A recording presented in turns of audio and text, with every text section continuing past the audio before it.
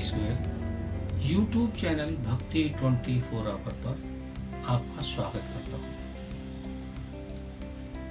ईश्वर ने हमको तरह तरह की हर्ब्स यानी जड़ी बूटियां दी हैं। जड़ी बूटियों में मैं हर्बल जड़ी बूटियां इसलिए कहूँगा कि सारी जड़ी बूटियां हैं जो हम किचन में भी यूज करते हैं, जैसे काली मिर्ची, सौंठ, इलायची, तेज पत्ता, हींग, इसे ईश्वर ने हमें कुदरती दी है, यानी ये अब जमीन में उगती हैं जिनको हम यूज करते हैं। तो ये मसाले भी हमारी सेहत के लिए बहुत फायदेमंद है। ऐसे ही ईश्वर ने हमें कुछ चीजें और दी हैं जिसके बारे में मैं आपको कहूंगा कि वो एक नशा है। पर नशे का सेवन अगर दवाई के रूप में यानी डॉक्टर की सलाह पे किया जाए तो एक वरदान साबित होता है। जैसे हमारे यहाँ कुछ लोगों का मत है कि भोले बाबा भांग, सुल्फा, गांजा लेते थे, वो मेरा मानना नहीं है। हाँ, भोले बाबा बहुत भोले हैं, जल्दी से प्रसन्न हो जाते हैं, पारिवारिक हैं और संसार के कष्टों को हरने वाले हैं।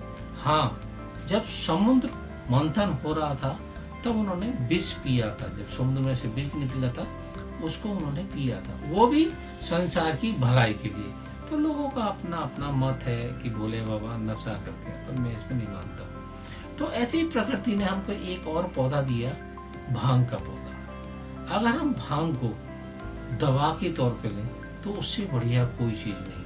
पर मैं नशे के खिलाफ हूँ, बिल्कुल खिलाफ हूँ, किसी भी नशे के खिलाफ हूँ। मैं कोई भी नशा नहीं करना चाहिए, लेकिन भांग के नशे के बारे में ये कहा जाता है कि अगर आप भांग ज्यादा खा लो या भांग का नशा हो जाए तो आदमी अगर रो रहा है तो रोता ही रहेगा, हंस रहा है तो हंसता ही रहेगा, खाना खा रहा है तो खाता ही रहेगा।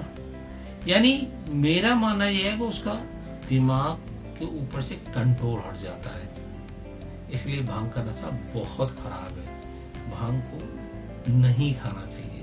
लेकिन अगर उसी को हम दवा के तौर पे खाएं तो उससे बढ़िया कोई चीज नहीं है।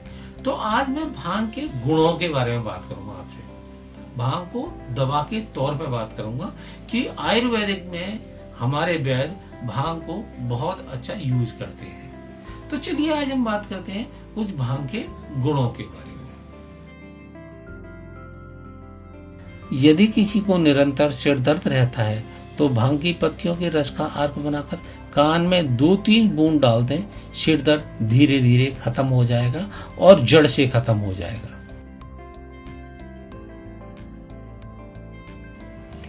खांसी में सूखी भांग की पत्तियों में पीपल, काली मिर्च, सौंठ मिलाकर सेवन करने से बहुत फायदा होता है।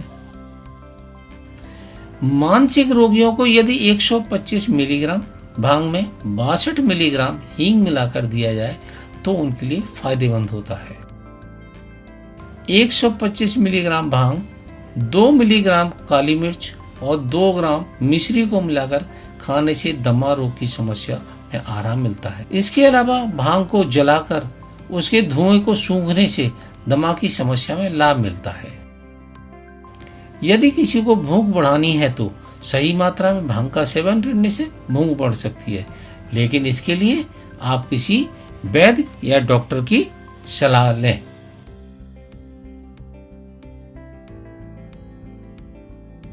कम मात्रा में भांग पीने से यानी थोड़ी भांग पीने से मूड अच्छा रहता है तथा आंखों की रोशनी बढ़ती है तथा कानों में कम सुनाई देने की समस्या भी दूर होती है। व्यायाम के बाद यदि भांग के बीज जूस में मिलाकर पिएंगे तो बेहतर होगा। ऐसा करने से शरीर को प्रोटीन और अमीनो एसिड मिलेगा, साथ ही इससे एक्स्ट्रा कैलोरी भी बर्न होती है। भांग के बीज के तेल की मालिश करने से गठिया की समस्या में आराम मिलता है। भांग के हरे पत्तों को पीसकर घाव या जख्म पर लगाने से घाव जल्दी ठीक होता है। त्वचा समस्याओं का हल भी भांग की पत्तियों में है। तो भांग की पत्तियों का इस्तेमाल त्वचा को चिकना बनाने में मदद करेगा। इन पत्तियों को पीसकर लेप तैयार करें और त्वचा पर लगाएं। भांग कैंसर से लड़ने में सक्षम मानी जाती है। शोध बताते हैं यह ट्यूमर के विकास के लिए जरूरी रक्त कोशिकाओं को रोक देती है। जिन्हें बार बार पेशाब की बीमारी होती है उन्हें भांग इस्तेमाल करने की सलाह दी जाती है। जिन्हें ज्यादा खांसी होती है उन्हें भांग की पत्तियों को सुखाकर पीपल की पत्ती, काली मिर्च और सौंठ मिलाकर सेवन करने की सलाह दी जाती है। भांग का इस्तेमाल मानसिक बीमारियों में भी किया जाता है। जिन्हें एकाग्रता की कमी हो उन्हें डॉक्टर सही मात्रा में भांग के इस्तेमाल की सलाह देते हैं।